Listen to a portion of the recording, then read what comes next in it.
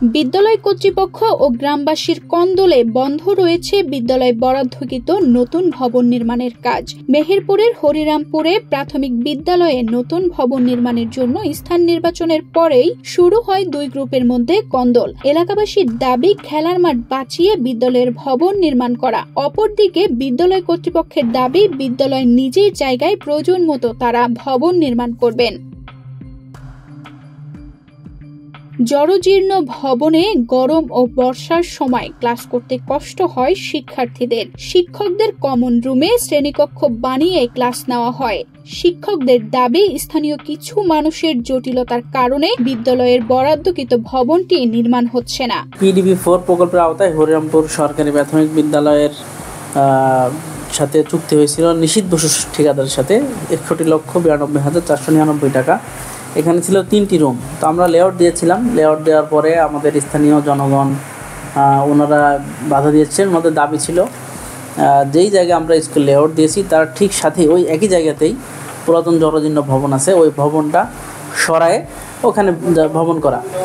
তো পরবর্তীতে আমাদের প্রাথমিক শিক্ষা অফিসার মহোদয় বলেছিলেন যে পুরাতন ভবন হলে ওটা যদি থাকে তাহলে ওনারা ওই ভবনটা কিছু কাজে ব্যবহার করতে পারবেন প্রধান শিক্ষক এবং অন্যান্য শিক্ষকরা। কিন্তু এলাকাবাসীর ব্যাপক, আমরা যখনই কাজ করতে গেছি ঠিকাদার সহ, তখন এলাকাবাসী ব্যাপক আকারে আমাদেরকে বাধা দিছে এবং আমাদের যে লেআউটের বাসটা করেছিল ওনারা তুলে ফেলে দিয়েছে। বৃষ্টি ও শীতের সময় পুরাতন ভবনে ক্লাস করার উপযোগী থাকে না, ফলে শিক্ষার্থীরা পুরাতন ভবনে ক্লাস করতে চায় না। দ্রুত নতুন ভবনে ক্লাস করতে চায় শিক্ষার্থীরা। আমাদের নতুন বিল্ডিং হবে, কিন্তু আমাদের তো নতুন বিল্ডিং হচ্ছে না। আমরা চাই যে আমরা নতুন বিল্ডিং এ আমরা পড়াশোনা করব।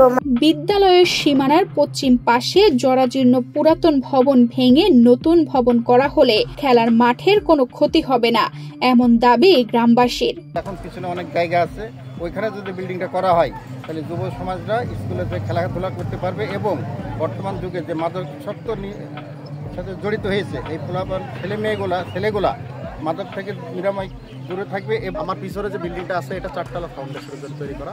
তো যদি সম্ভব হয় ওই বিল্ডিংটাকে যদি আবার 4তলা করা যায় তাহলে আমাদের মাঠটাও বাঁচবে, সাথে সাথে সরকারের টাকাও অনেক সেভ হবে, আমাদের দেখা গেল যে মাঠটা খেলাধুলার জন্য যোগ্য থাকবে। নতুন ভবনের লেআউট তৈরি করা হয়েছে, LGED এলাকাবাসীর বাধার মুখে কাজ করতে পারছেন না। বিগত আওয়ামী লীগ সরকারের সময় সাবেক মন্ত্রী ফরহাদ হোসেনের লোকজন বিদ্যালয়ের জমি দখল করার চেষ্টা করে, এখনো সে চেষ্টা অব্যাহত রয়েছে। তারা বিদ্যালয়ের রেকর্ডকৃত জমিতে নতুন ভবন করতে বাধা দিচ্ছে বলে জানায় জেলা প্রাথমিক শিক্ষা কর্মকর্তা।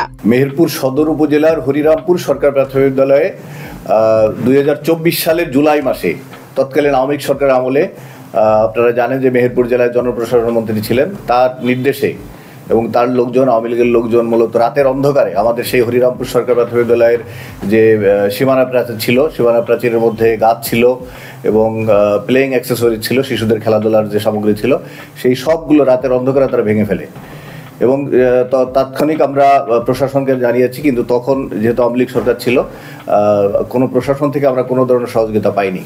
পরবর্তীতে বিগত আওয়ামী লীগ সরকারের পতনের পরে আমরা আবারও চেষ্টা করি এই দুষ্কৃতকারীদের বিরুদ্ধে ব্যবস্থা নিতে, কিন্তু তারপরেও এ পর্যন্ত আমরা প্রশাসন থেকে কোনো সহযোগিতা পাইনি। 2024 সালে 62 লক্ষ টাকা ব্যয়ে 3 রুম বিশিষ্ট বহুতলা ভবন নির্মাণের প্রকল্প গ্রহণ করা হয়। ঠিকাদারি প্রতিষ্ঠান মেসার্স নিশীথ বসু কাজের জন্য কয়েক দফা ইট বালু সহ মিস্ত্রি লাগানো হয়, তবে কোন্দলে থেমে আছে নির্মাণ কাজ। তানজিদা রহমান, ইনায়া, বাংলাদেশ প্রতিদিন।